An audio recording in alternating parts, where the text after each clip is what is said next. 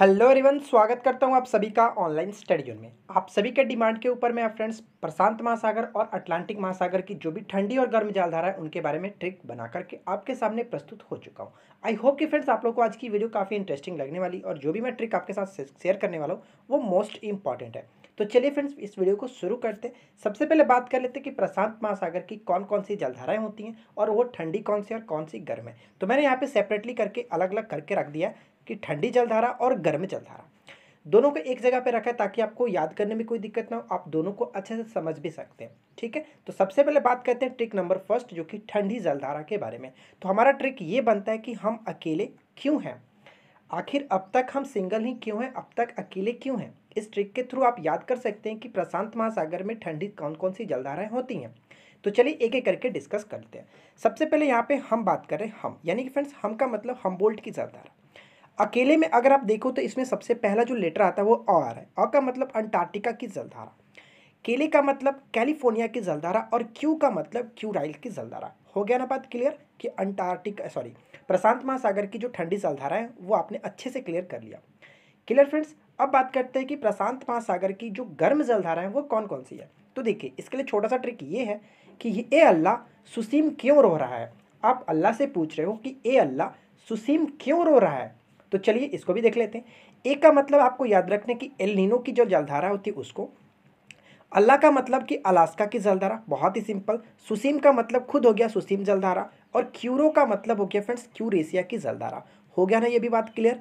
अब बताइए कि आपको प्रशांत महासागर की जलधारा को याद करने में कोई दिक्कत हुई। आई होप कि फ्रेंड्स अब तक आपको याद भी हो चुकी होगी। बस एक से दो बार आप इस ट्रिक को प्रैक्टिस कर लीजिएगा, बिल्कुल ही आपको याद हो जाएगा। अगर आपको ये ट्रिक पसंद आया हो तो वीडियो को अभी तुरंत लाइक कीजिए और अपने साथ साथ दोस्तों को भी जरूर शेयर कीजिएगा। ठीक है फ्रेंड्स, आने वाले हर एग्जाम्स में इस तरह से क्वेश्चंस पूछे जाते हैं, तो डेफिनेटली अगर आप इस ट्रिक को याद रखते हो तो काफ़ी इजीली क्वेश्चंस को हैंडल कर सकते हो। अब बात करते हैं फ्रेंड्स नेक्स्ट ट्रिक जो कि हमारा बनता है अटलांटिक महासागर की कौन कौन सी जलधारा देखने को मिलती है। तो देखिए आपकी स्क्रीन पे दो तरफ से बांटा गया है कि ठंडी जलधारा और गर्म जलधारा है। तो अटलांटिक महासागर की सबसे पहले बात करते हैं कि ठंडी जलधारा कौन कौन सी है। तो देखिए इसका ट्रिक ये होता है कि अब एक ग्रीन फ्रॉक ले, आप फ्रेंड्स के साथ गए हो तो आप बोल रहे हो अबे यार ग्रीन फ्रॉक ले, कोई और कलर मत लेना, सिर्फ और सिर्फ ग्रीन फ्रॉक ले। तो अब इस ट्रिक की मदद से कैसे याद रखेंगे अबे ग्रीन फ्रॉक ले। तो देखिए इस ट्रिक की मदद से आप आसानी से याद रख सकते हो कि अटलांटिक महासागर की ठंडी जलधारा कौन कौन सी है। तो एक एक करके देखते हैं। सबसे पहले देखो ट्रिक को तोड़ते हैं। अबे का मतलब अ का मतलब हो गया अंटार्कटिका की जलधारा, ठीक है फ्रेंड्स। और बे का मतलब हो गया वेनेजुएला की जलधारा। ग्रीन का मतलब हो गया ग्रीनलैंड की जलधारा। और यहाँ पे आप देखिए अब उसके बाद फ्रॉक आ रहा है, तो फ्रॉक में फ्रॉ यानी कि फॉकलैंड की जलधारा और कॉ का मतलब कनेरी की जलधारा और ले का मतलब लैब्राडोर की जलधारा। ठीक है फ्रेंड्स, ये सारे बहुत इंपॉर्टेंट है, हमेशा पेपर में आपको देखने को मिलता रहता है। अब यहाँ पे हम लोग बात करते हैं गर्म जलधारा, यानी कि अटलांटिक महासागर की कौन कौन सी जलधारा जो है वो गर्म है। तो ट्रिक इसका क्या बनता है कि गिनी फ्लोइंग ब्राज़ील, जो गिनी है वो फ्लोइंग कर रहा है किसको, ब्राज़ील को फॉलो कर रहा है, फ्लोइंग कर रहा है। ठीक है, अब देखिए इसको ट्रिक को कैसे याद रखते हैं।